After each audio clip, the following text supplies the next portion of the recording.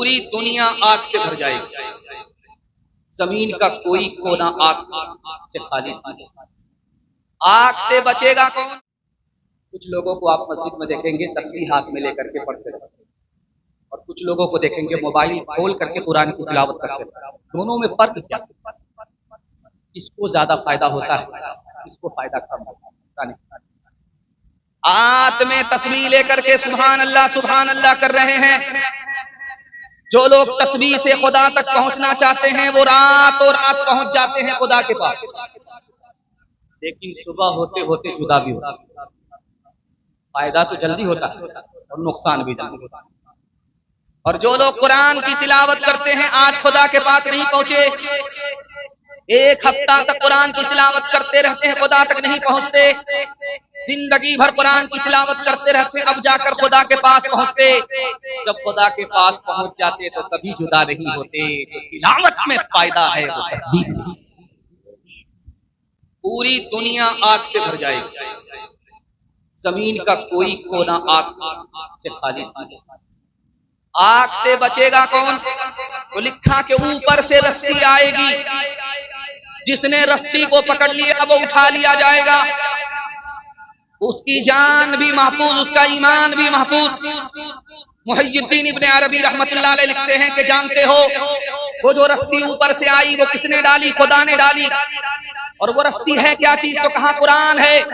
جس نے قرآن کو پکڑ لیا وہ دنیا کی آگ سے بھی بچ گیا، جہنم کی آگ سے۔ بے شک حق ہے، سچ۔ کبھی کبھی آپ دیکھیں گے کہ گھر میں کمرہ ہوتا اور تاک اوپر ہوتا، تو جدھر پاؤں رکھ کر کے لوگ سوتے ہیں ادھر ہی تاک ہوتا، قرآن تاک پر رکھا ہوا ہے اور پاؤں کی طرف قرآن ہے۔ اسی کمرے میں ایک بادشاہ سو گئے، پاؤں قرآن کی طرف چلا گیا، جب سو کر کے اٹھے تو احساس ہوا کہ قرآن کی بے ادبی ہو گئی، رونا شروع کیا، کھانا دانا سب زندگی سے نکل گیا۔ اس کو بشارت ہوئی کہ تم بھی بادشاہ بنو گے، تمہاری اولاد بھی بادشاہ بنے گی۔ اور ایک بادشاہ کو پتا چلا کہ جس طرف پیر ہے اسی طرف قرآن ہے، وہ رات بھر بیٹھ کر کے جاگتا رہا، قرآن کے احترام میں سویا نہیں۔ اس کو بشارت ہوئی کہ تمہاری مغفرت ہو گئی۔ خواجہ معین الدین چشتی فرماتے ہیں جس بادشاہ نے قرآن کے احترام میں جاگ کر کے رات کاٹ لیا، سو کر کے قرآن کی طرف پیر نہیں کیا، اللہ نے اس کی مغفرت فرمائی۔ جانتے وہ کون بادشاہ تھا؟ سلطان محمود غزنوی۔ سبحان اللہ۔ اور جس کو سو کر کے احساس ہوا کہ قرآن کی طرف پیر چلا گیا، کتنا بڑا ہم نے قرآن کی بے احترامی سے میں کتنا محروم رہا، اس خیال سے جب وہ روتا رہا تو اس کی توبہ قبول ہوئی۔ اس کے بعد اس کو بشارت ہوئی کہ تم نے قرآن کے احترام میں آنسو بہایا، اللہ نے قبول کیا، تم بھی بادشاہ بنو گے، تمہاری اولاد بھی بادشاہ بنے گی۔ یہی ترکی کا عثمان غازی تھا جو قرآن کے احترام میں بادشاہ بن گیا اور اس کی اولاد کو بھی اللہ نے بادشاہ بنایا۔ سبحان اللہ۔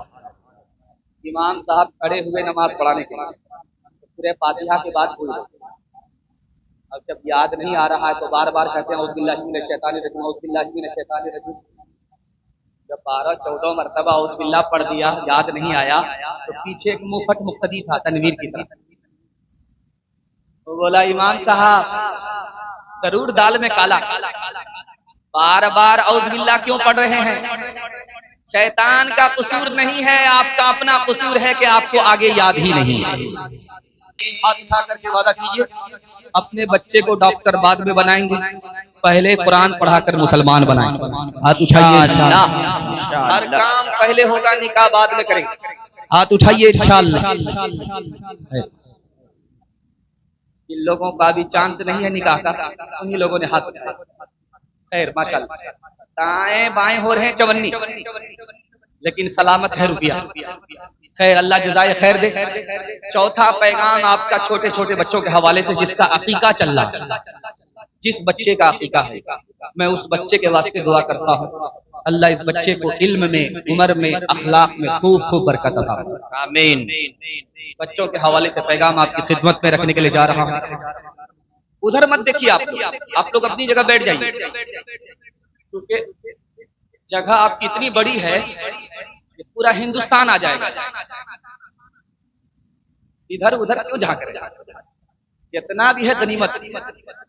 خیر دھیان سے سنیے گا، تیزی کے ساتھ کریں۔ جنازہ سامنے رکھا ہے، مرحوم کا بیٹا رو رہا ہے، تنویر جیسا آدمی بولا یار نماز پڑھا، دھوپ زیادہ ہو رہی اور اس کے بعد نماز پڑھا کر کے مرکی کا بوجھ بھی تم اتنا اگر رو گے تو میرا کام کیسے؟ ہاتھ جوڑ کر کے تنویر نے کہا بیٹا 5 منٹ کے لیے صبر کرو، نماز سے جنازہ پڑھانے دو، اس کے بعد پھوٹ پھوٹ کر کے جی جی بھر کر کے دن رات روتے رہو۔ تو مرحوم کے بیٹے نے کہا کہ امام صاحب پہلے یہ تو پوچھو کہ میں کس پر رو رہا ہوں؟ میں اپنے باپ کے جنازے پر نہیں رو رہا ہوں، بلکہ اپنے تماشے پر رو رہا ہوں۔ میرے باپ نے مجھ کو ڈاکٹر بنایا، پروفیسر بنایا، پروفیسر بنا کر کے مجھ کو دنیا کی دولت سے مالا مال کر دیا، لیکن دین کا علم میرے پاس اتنا نہیں ہے کہ باپ کا جنازہ سامنے رکھا ہوا ہے امامت کر کے میں جنازہ پڑھا سکوں۔ میں اپنے باپ کے جنازے پر نہیں، اپنے تماشے کے اوپر رو۔ بے شک جی۔ دوسرے نمونے کو بہت دھیان سے رکھیے گا۔ حضرت عمر کی عدالت میں ایک طرف باپ کھڑا ہے، ایک طرف بیٹا۔ بیٹے کا دعویٰ ہے میرا باپ نافرمان، باپ کا دعویٰ ہے کہ میرا بیٹا نافرمان۔ حضرت عمر کی عدالت میں ثابت ہوا کہ باپ بھی نافرمان، بیٹا بھی نافرمان، لیکن پہلے کون نافرمان؟ یہ میں آپ کو بتانے کے لیے جا رہا ہوں، پیر کے نیچے سے زمین نکل گئی۔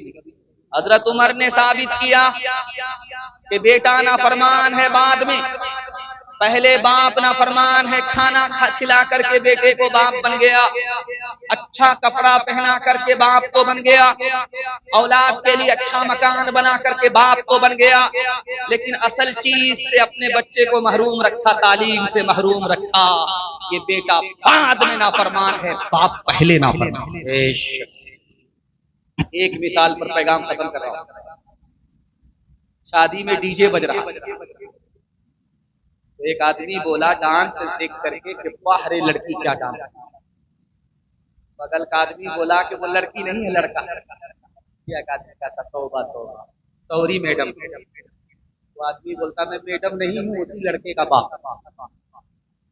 ہاتھ اٹھائیے وعدہ کیجیے، خود جاہل ہے، کوئی فرق نہیں پڑتا۔ داؤ کو اوقات کو داؤ پہ لگا کر اپنے بچے کو جاہل نہیں رکھنا۔ ہاتھ اٹھا دیجیے انشاءاللہ۔ انشاءاللہ۔ نوکری نہیں تو تعلیم نہیں، ہاتھ اٹھائیے انشاءاللہ۔